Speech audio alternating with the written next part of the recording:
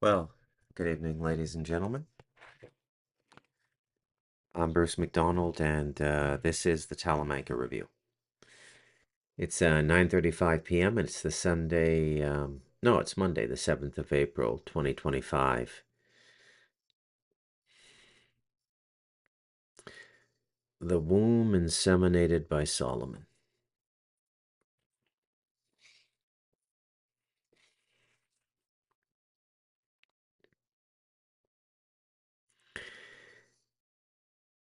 I don't know if everybody knows this, but I I have a certain role, I guess, or I've self-assigned a role in this time and this event stream. And the role is journalism, in a sense, to document what's going on around us and essentially to present a new form of reporting and news, one with a deliberately,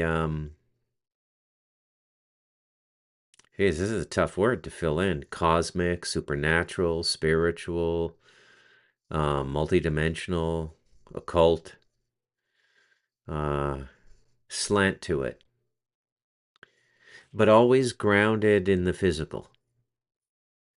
Okay, I don't, you know, that's why I mean, if you watch this show long enough, you'll see I find myself very frustrated with people who dabble in the occult for the sake of dabbling in the occult. Like, I don't really give a shit about the characteristics of Neptune or anything that isn't directly affecting this life and my life here, and this time and this moment and this epoch and this zeitgeist that we all live in. And so my reporting encompasses the energies and the influences that go into forming the event stream that we call our reality. And you notice how I avoid the word timeline, because I'm an arrogant fucking bastard and I need to use my own language. And I think timeline is overused by all those new age flakes and people like that. So I like event stream. Okay. It sounds like some motorhome from the 60s or 70s. Took my event stream across America.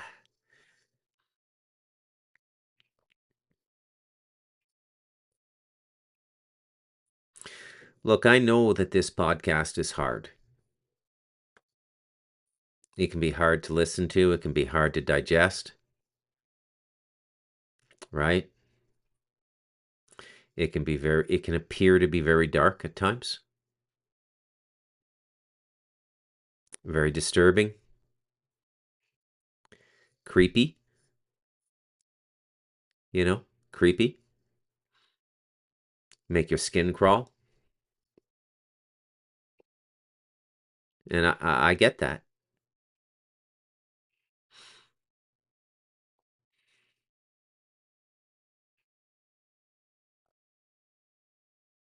What about positive thinking? Well, the most positive consciousness is one that is absent thinking, because our natural state is positivity. Thoughts are what create our misery. So there's no such thing as positive thinking. It's the stupidest thing ever created. There's co-creation, visualization for the co-creation of your own personal event stream through the collective event stream, right?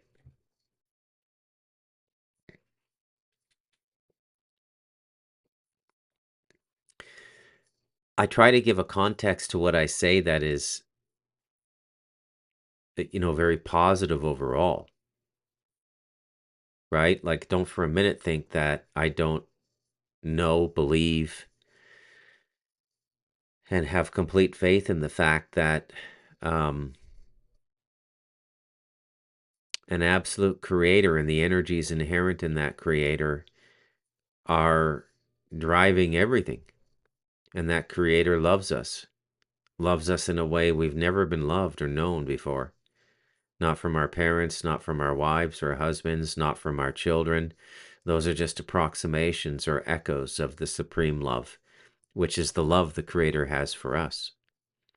So that's a very positive thing, right? And that's, I think, I don't say enough that having that in my heart and having that in my consciousness and consecrating that every day through spiritual practice and reconnecting with that divine presence within me, which is the eternal flame, which is the eternal light, which is the eternal sound, and, the voice of God.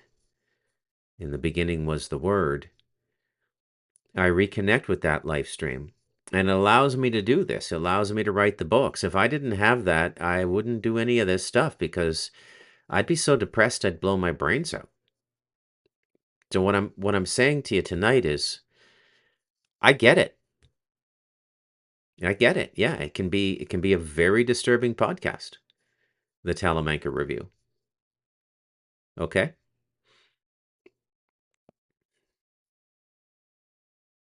Or depending on the listener and their personal circumstance in life, it can be a flotation device thrown from the side of a boat in choppy waters in the middle of nowhere. It all depends on who's listening and what their needs are. Okay? So I get it. I get the full spectrum in terms of listener response. I get, Bruce, your podcast is so creepy sometimes. I like it, but I can't recommend it to my friends because it's too creepy. They can't listen to you. Bruce scares me, some people say. I hear it secondhand from people who like the podcast and try to share it.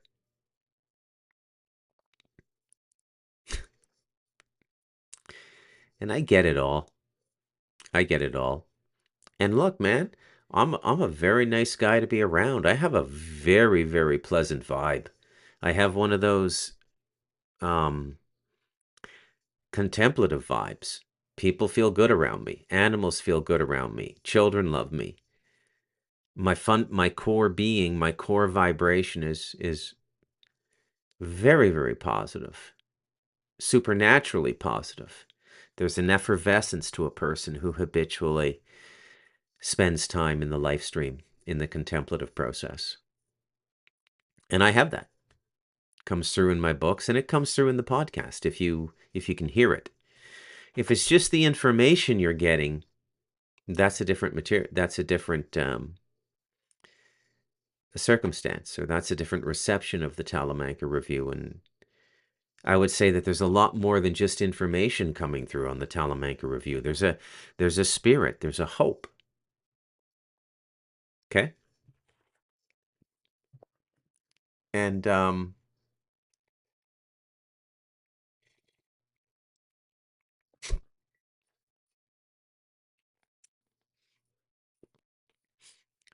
that's about the strongest coffee I've made in some time. I think it could stand a spoon up in that. Thank you, Jim and Yoshi.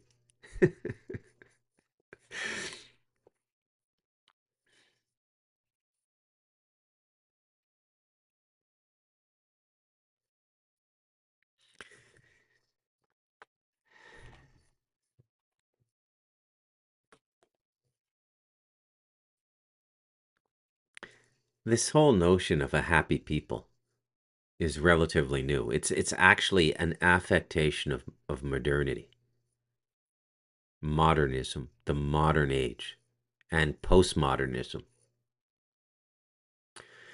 I'm a traditionalist. My core being and my core personality predates modernism, although my favorite period in literature is modernism. T.S. Eliot, Ezra Pound, James Joyce, Hemingway, Gertrude Stein, Virginia Woolf. I love that stuff. F. Scott Fitzgerald, William Faulkner. Love it. But my core being is pre-modern. Very, very pre-modern.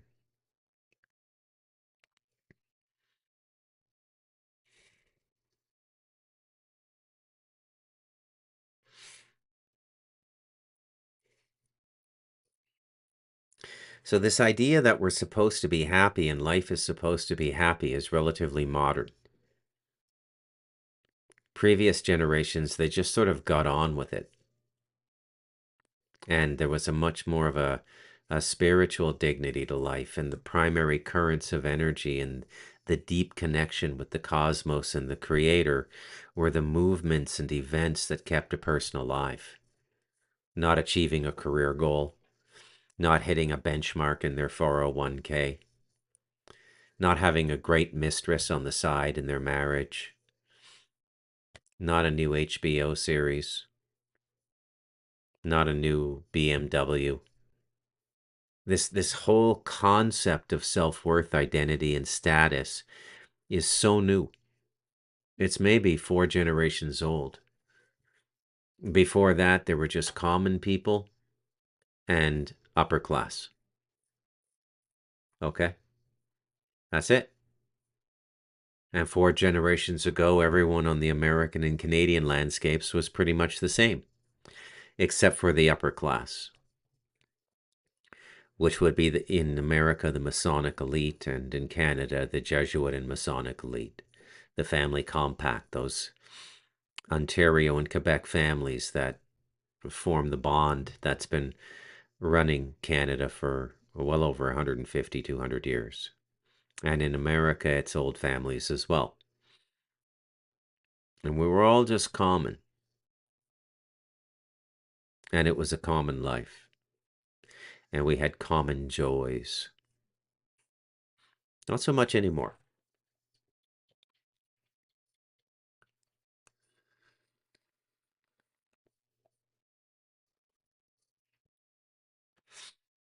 Let's recap some of the stuff we went over yesterday. So agency, I don't have to go over that in any great detail. We human beings are the agency on the planet, right? I don't have to do that again. You know it from last night. But one of the reasons that human beings are tempted and seduced by extra dimensionals and spiritual beings and entities and I guess even extraterrestrials is to have agency on the planet. Okay? I mean, it's everywhere when you think about it. Once you clue into the core idea, it's everywhere. How many people do you know who've ever met a Palladian? I know one, and that's John Edmonds. Okay? I know a few people who've met Nordics. But how do we know the Palladians are real? Well, they speak through human agency, don't they? They find a medium or a vessel they can communicate with telepathically, and that human being speaks for them. And in the instance of Billy Meyer, they physically presented themselves to Billy. Billy documented their physical presence and spoke for them. But the point is, they used human agency. They didn't come here themselves. That, you know, they're not getting in front of a camera. They're not knocking on the doors of CNBC or CNN or MSNBC or ABC or CBS or NBC or Fox and saying, hey, we're the Palladians. We want to speak to the human race. Why don't they do that?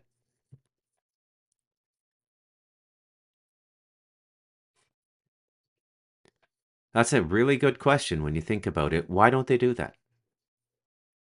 What's with all the smoke and mirrors? They want to speak to the human race, but they don't want to address the human race. Or are there rules in place? Is that how it works? That you're not allowed as an extraterrestrial species to openly address another species on their home planet unless that species has had their first contact and knows that other species exist? Well, we've had our first contact. We know that from Sumeria. We know that from the pyramids. We know that from the Anunnaki. We know that from Zachariah Sitchin. We've had first contact. So what's the big holdup? See, I can play the cynic as well as anybody, right? I used to have these conversations with like John Edmonds when I was writing Stardust Ranch, and boy, he had the best answers ever.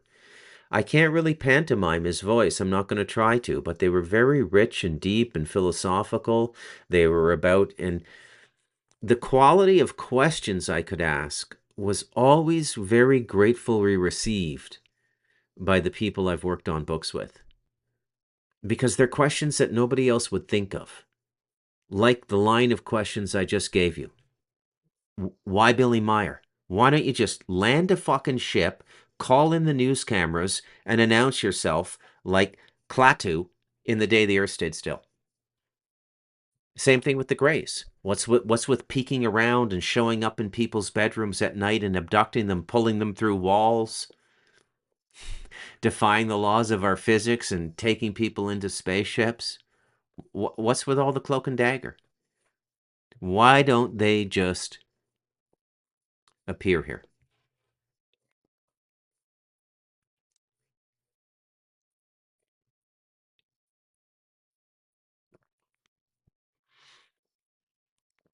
Because this is an experiment of sorts, and there are rules that have been put in place not to contaminate the experiment.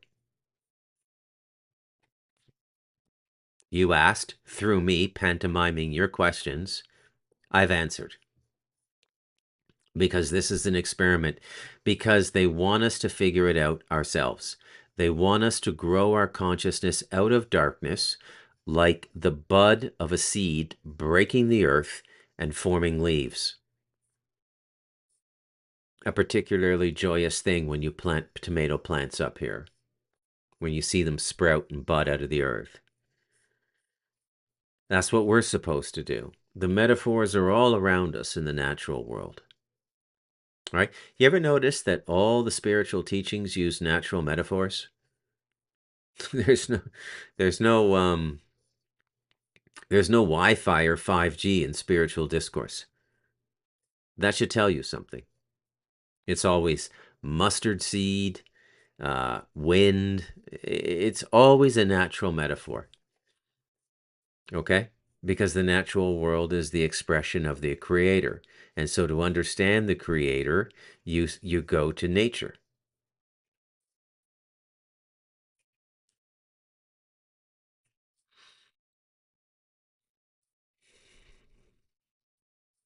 I have no control over these podcasts. They go wherever they're going to go. I actually had notes, and I had no intention of I don't even know how I arrived at this point, 17 and 18 minutes into the podcast. It just happens, man. I tell you. Okay? So we got the channeling, right? You know what do we need the channels for? Why can't we create an energetic space where the entity that Bashar speaks to just appears and speaks to us? Right?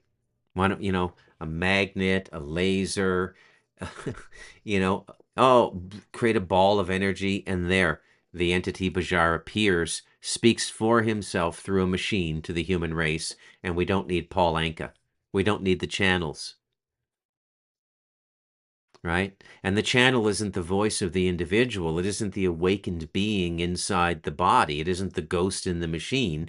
It's the person in the body stepping out of the body and giving the body over to allow something else to have agency in the world,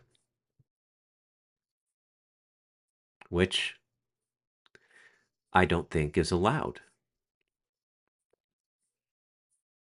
Okay? And I don't mean to sound like a medieval Catholic here or, you know, a 3,000-year-old rabbi. Stay away from the necromancy and all this stuff, all the early warnings of the early prophets and teachers in these systems, the Abrahamic systems. They all warned about this stuff, and it's everywhere now. Everywhere. And how's it going to help us? It's not. It's helping Paul Anka, Bashar, make a lot of money.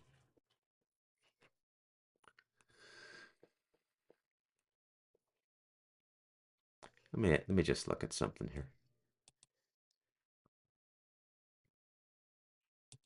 What's the net worth of Paul Anka, aka Bashar?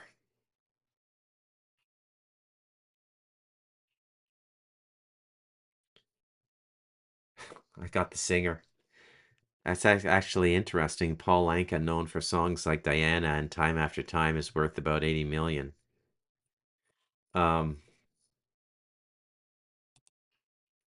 oh, it's Daryl Anka. Yeah. What's the net worth of Daryl Anka, aka Bashar? Oh, they don't give it.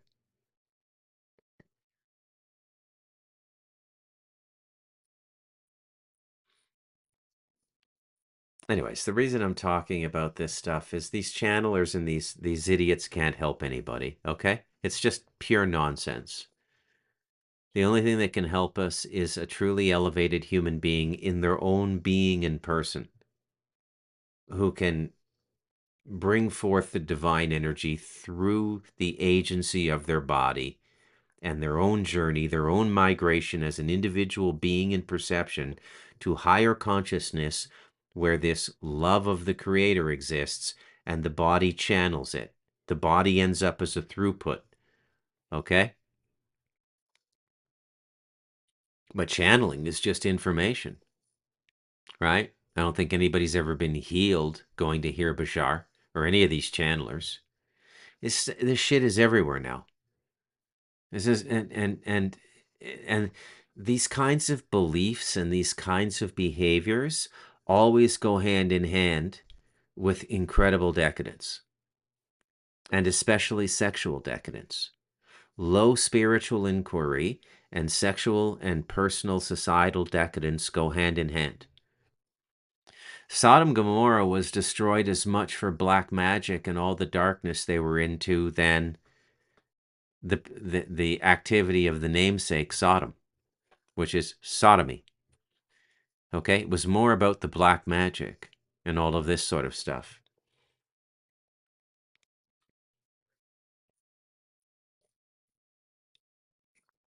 In a sense, consciousness grows a certain way. Okay? And the best way to grow consciousness is naturally. And there's rules for naturally growing consciousness. You look at you look at the analogy of our agricultural industry. We don't grow food naturally anymore. We use phosphate fertilizers, which in the short term it grows the crops more quickly, but in the long term it burns the soil out and kills all the microbial life that sustains the agricultural product and the life in the soil. Okay? By the way, this is the major earth mission of Sadhguru, is preserving the soil. Okay? Because if we lose soil, we lose everything.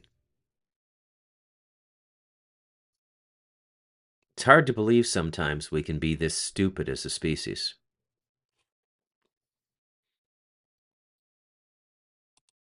It may seem like I'm not talking about the womb inseminated by Solomon, but I am. You got to make the connection.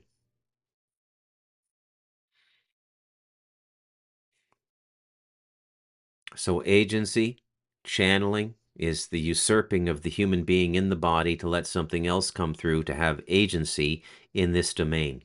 It's prohibited. Well, Bruce, how could it be prohibited? It's going on all the time. I can watch it on YouTube right now. I can watch a channeler right now. When things are spiritually prohibited, they're not immediately terminated like a car would be chased down after going through a red light on a busy day and almost causing an accident, and the police see it and they chase the car down immediately, and the person either goes to jail for reckless driving or gets an enormous ticket of $500. That the way it works when spiritual law is violated, it's more slow. The reaction is more slow. But when it comes suddenly and it comes dramatically. Some people might call it a cataclysm. What happened to Lot's wife when she turned around to look and she was told not to? She got turned to a pillar of salt. What happened to Sodom and Gomorrah was a cataclysm. We bring on the cataclysms by our behavior. This idea of objectifying everything and some outside force like the devil is doing this to us is childish and spiritually irresponsible.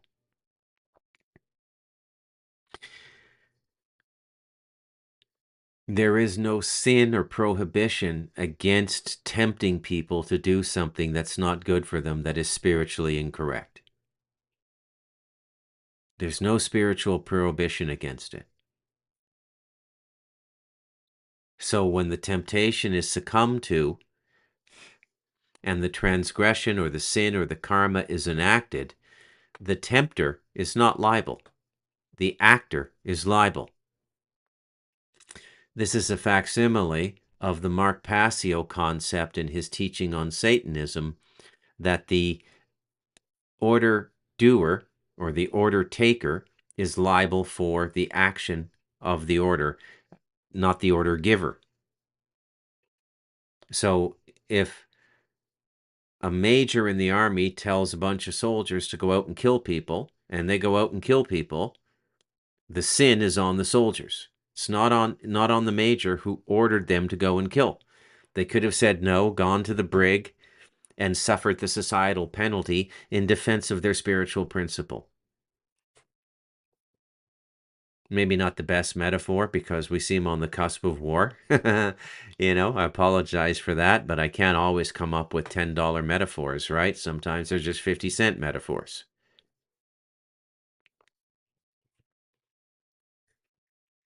The womb inseminated by Solomon.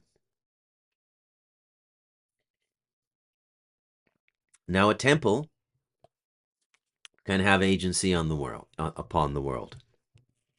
I gave the example yesterday of the lingas and the lingams in the Hindu temples. The incredible peace you can feel inside a Buddhist temple or a Buddhist meditation hall, all the energy of the monks and the abbot meditating there every day, they build this incredible resonance. It's very beautiful. It's very tangible. Okay? A temple is a corpus of sorts, a body for a spirit.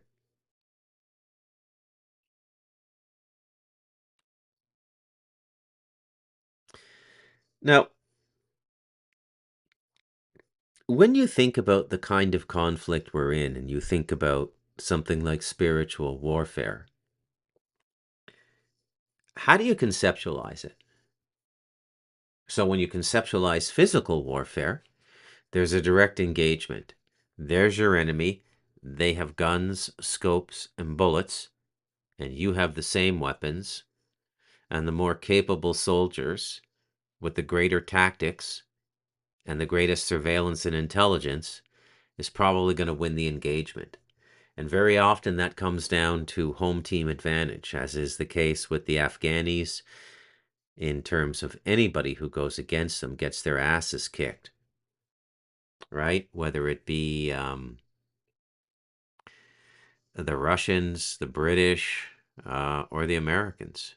The Vietnamese just had a tremendous advantage because they were so familiar with those jungles and the terrain, and they were able to take on the most powerful military in the world. It's part of the reason the American Revolution was successful. It was home team advantage.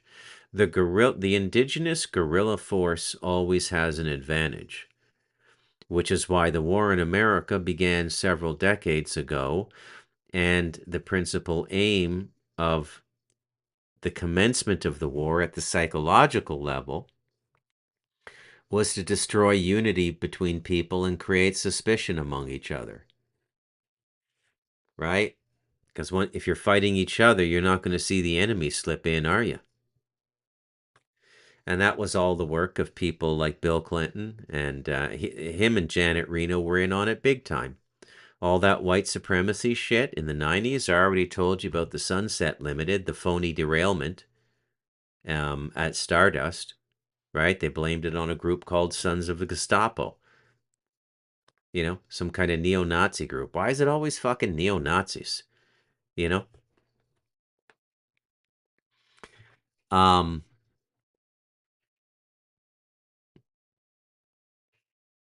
Ruby Ridge, Waco. This was a big thing with Bill Clinton and Janet Reno. Okay? It was to instill this idea that indigenous, white, multi-generational Americans were a threat, especially if they lived rurally. If they lived in Manhattan and sucked cock and they were white, that was okay. especially if they didn't go to church. But, you know, if they live rurally, if they have a chicken coop and maybe a pig pen and a Bible in the house and they're white, terrorist.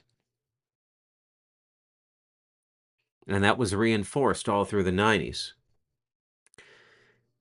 And that was a plan, and that plan was intentional, and that plan is never admitted, and that plan came from the CIA, came from the Mossad, same people that brought you the murder of Yitzhak Rabin, the murder of John F. Kennedy, the murder of Robert F. Kennedy.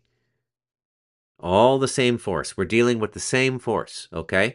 It formed after World War II once the Office of Strategic Services splintered into three forces, okay? The last one to form was in 48, and that's Israel. But in 47, the MI6 was formed and the CIA was formed.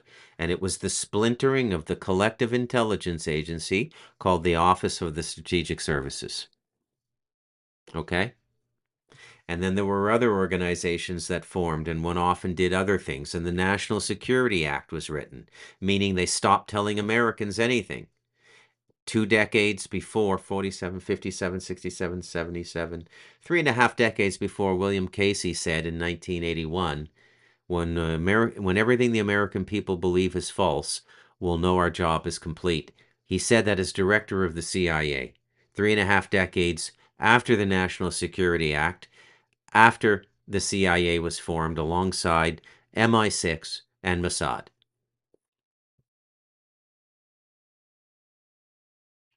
What are they doing? What are they protecting? Where are they getting their money? Well, anywhere they want. Make no mistake about it, all of these criminal organizations working on America now are working on America with the support of the Central Intelligence Agency. They've been working with the cartel leaders since the late 70s, early 80s. To create domestic terrorism in the United States, to increase the drug supply in the United States, to bleed off more money with agencies to fight the drug flow. So one arm of the government is bringing the drugs in, and the same government is creating another department to stop the drugs from coming in. When you see that kind of stupidity, don't think of it as stupid. That's Ronald Reagan. But Ronald Reagan, I don't think he really understood the world he was living in. He was a fucking actor from California, and they shot him. So clearly, he didn't understand the world he was living in. And the guy that shot him was definitely one of those juiced up stooges. You know, a catcher in the rye candidate.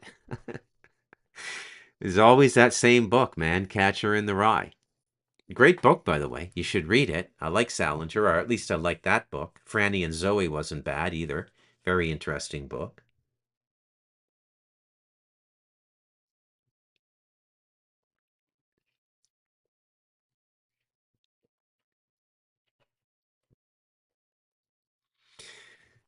Now, those of you who've read The Light of Darkness, A Warrior's Tale for Our Time, you know that a lot of it is about the institutions that formed.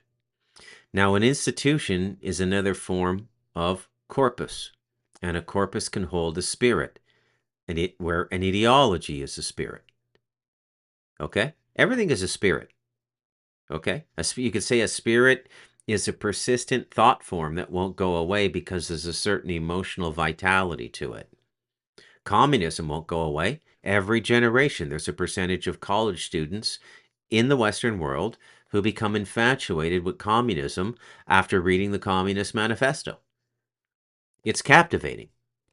To this day, there are still people who can become captivated by the spirit behind Mein Kampf, Hitler's book.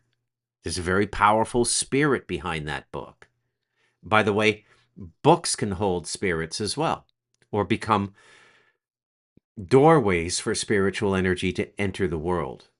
The principal agency is a human being in body, souled, and not every human being is souled, meaning having a soul. But a souled human being can do many things. I've done many things in my life. I've put all kinds of energy in the world, and the energy will exist after my body fails and I'm gone because people will still be reading my books. So I've done a lot in terms of the agency of my life, hopefully in service of the divine, you know, hopefully. But an institution is like a temple as well, is it not?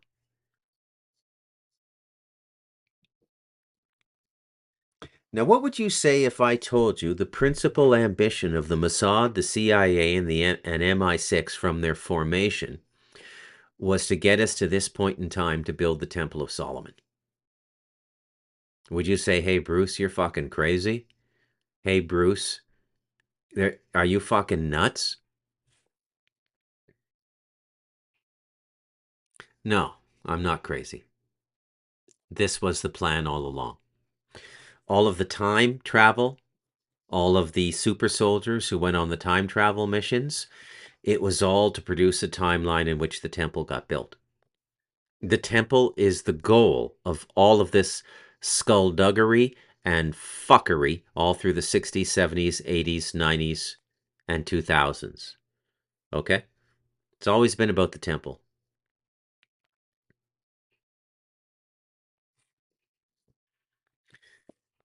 Now, why? What the fuck is so important about a temple? You know, there's temples all over the world. For those of you who saw the notes I posted from Panama, I posted the Baha'i Temple in Panama. Lovely, very peaceful place. Apparently, I wasn't supposed to film inside of there. Did not get that memo, but I wasn't supposed to. You're not supposed to film inside of a Baha'i temple. Lovely temple. There's temples all over the world, right? What's so important about this temple that the three most dominant and powerful intelligence agencies on the planet, the Mossad, MI6, and the CIA, would be clandestinely working towards its creation?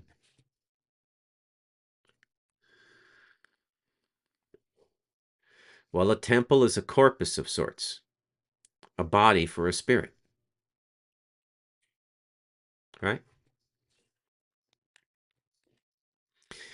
There's a lot of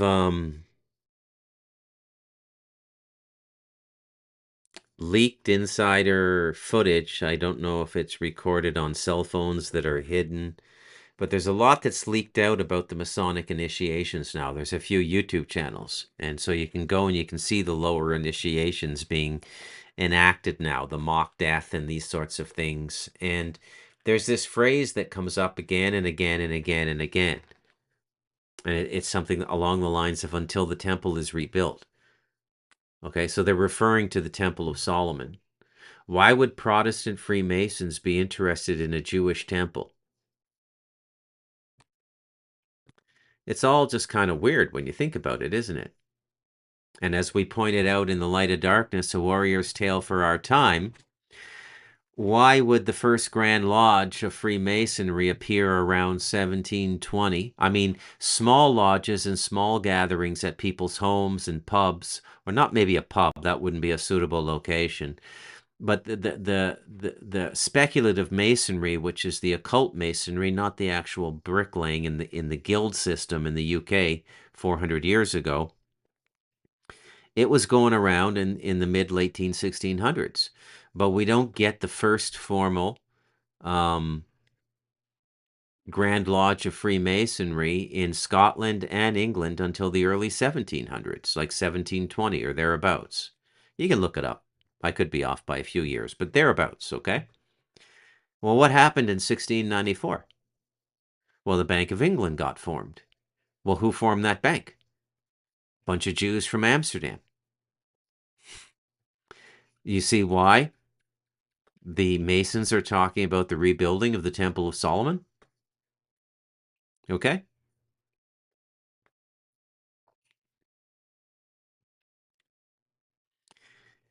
Now, when you think about war, getting back to the analogy I never finished, you think about weapons, right? You think about tactics, you think about strategy, you think about, great war literature. like The Art of War by Sun Tzu, the Chinese general. Whatever else they read at West Point, whatever else they're taught and they study in the various military academies all over the world. Okay? I'm sure they go over all the World War II stuff, the Normandy and Dieppe and all of that sort of stuff. And weapons making is an incredible industry now, right? It's got to be one of the most lucrative industries in the world for the United States, selling weapons to countries and things like this, right? Now, if I were to ask you, what is the most effective weapon of the last 500 years, what would you say? Is it the longbow, right? Is it the catapult? Is it the firebomb catapult? Is it gasoline to light incendiaries and send them through the air and burn villages and launch these things from a catapult so they land and, like a Molotov cocktail but much bigger, ignite inside a city square after clearing the wall? Because city-states always had walls around them back in the day, right? Is it the cannon? Is it the revolver or a handheld gun? Is it the rifle? Is it the scope? Or do we have to wait until we get into the 20th century and we get into high-speed missiles? Incendiaries and bombs were a part of World War I and World War II. The bombing of Dresden and London City was just horrific during the war. And those were not rockets. Those were just dropped out of large bombers. The belly would open up and the bombs would drop out. Then we get that cabal of crazy fucking Jews in World War II who developed the nuclear bomb, don't we? Because we were told that the Germans were working on it. Okay? And Hitler called up whoever he called, not Hitler, but Einstein. Isn't that an interesting Freudian slip, eh? Confusing Hitler and Einstein. Einstein calls up the Secretary of Defense or the President and says, hey, the Germans are working on a nuclear bomb, and if we don't get on it, they're going to get there first. It's all a bunch of bullshit. They wanted a bomb built. They wanted that next stage in their plan, and the plan is the Temple of fucking Solomon. Okay? There's a lot of people out there who think this is about, enslavement and all of this sort of stuff. Not really. They could care less if we're around to be their slaves with what they've got going on. They don't give a fuck. Okay? This is about decimation. And decimation beyond the physical. Decimation, the absolute decimation. If you're not fully self-realized and exist as an eternal being in your consciousness, this is about decimation for you. Or at least a long sleep, like billions of years. Uh-oh. There I go being spooky again. I'm sorry. Think positive, Bruce. I'm sorry. Would you rather I not say? Right? What I'm telling you tonight is everything has been intentional, and the intent is to build the Temple of Solomon.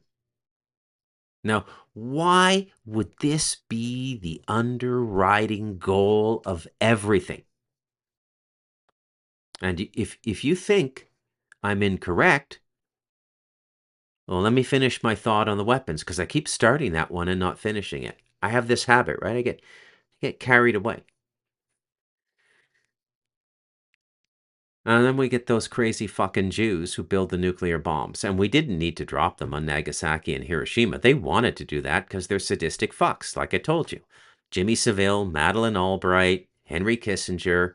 Serial killers always go into positions of power. The real heavy-duty serial killers always look for positions of power. Okay? And that's why they did it. They wanted to drop those bombs. Just to do it. We didn't have to do it. Anybody who tells you otherwise is a fucking liar. I don't care who takes defense of the opposite position. More likely these days, it's that Israel's twink, Douglas Murray. Israel's catamite, Douglas Murray, the British twink. Right? Fucking moron. Those Orthodox rabbis will kill him. People think... don't get me started. Okay. So,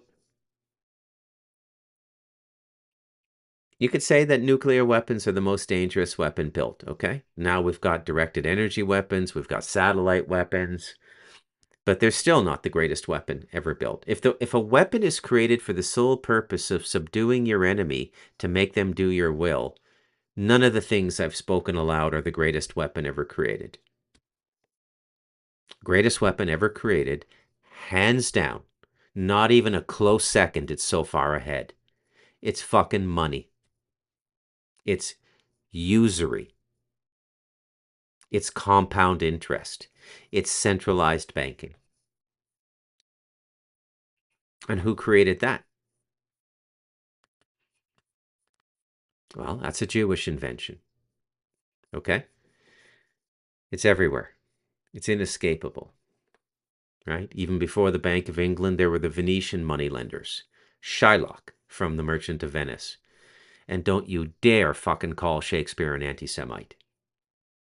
If we get to a society so perverted in its deference to the Hebrews that we call Shakespeare an anti-Semite, we're fucking finished. I mean, we're almost finished now. We're hanging on by our fingernails. Because our enemy is smarter than us. Way smarter. It's not that they're smarter. It's what they're communicating with is smarter.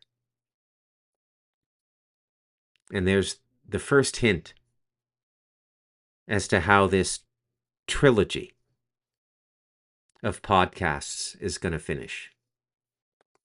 They're not that smart. Okay? In fact, they're kind of stupid, actually. They have huge blind spots. But what they're working with, or what's working with them, because it's not an equal partnership, even though the rabbis think it is, it isn't.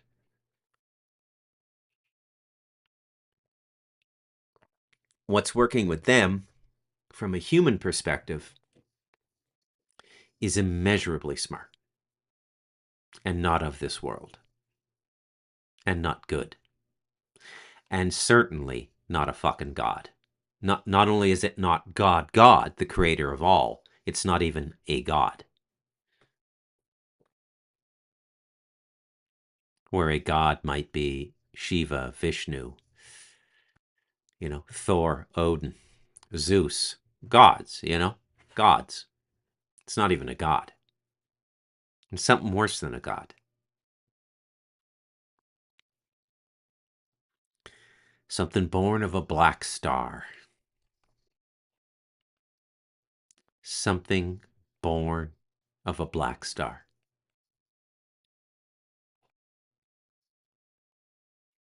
So money is the greatest weapon ever created. And nobody ever saw it as a weapon. But it's what got the Balfour Declaration. It's what it's what has moved the Zionists through history for nearly 400 years. Money. It is a power greater than any bordered and militarized state. Because once nations buy into it, there's no getting out of it. It's like a spider web you step on and you can't get out of. You hit the sticky part. Only, it's an interesting thing about spiders. You know that they're not immune to the sticky parts of their own web. They just remember where they are. Isn't that interesting? Not many people would figure out that money is the greatest weapon of the last 500 years. But remember, the goal of a weapon is to subdue your enemies and to get them to do what you want. Now, where money has not served, the money whores have stepped in with the thuggery. And that's mainly been the job of the United States. Chief thug in residence for the fucking rabbis. Want you to put a 11-inch knife up Muammar Gaddafi's ass, please. And can I get video of that? What did Gaddafi do? Other than take exceptional care of his people, better than the Canadian government takes care of its people, the Australian people takes care of its people, the New Zealand government, the American government, or the British government. And for that, he was humiliated, desecrated, and decimated. But on the other side, I imagine he's glorious. Believe it or not, and I'm not saying this to endorse Islam, and I don't think it is an endorsement of Islam because I think they have perverted the concept. But believe it or not, God does like martyrs. But you have to be a real martyr, not, too afraid to live and an incel who doesn't think he's ever gonna get married, so you decide to blow yourself up at 22 in some shithole Arabic country because some fucktard from Saudi Arabia, United Arab Emirates, is gonna give your family enough money to buy a new marble toilet. That's not martyrdom. That's exploitation. But martyrdom is giving up, staying true to a principle and dying for it. And if it's a principle that's in alignment with divine law, you will be received well on the other side. Okay?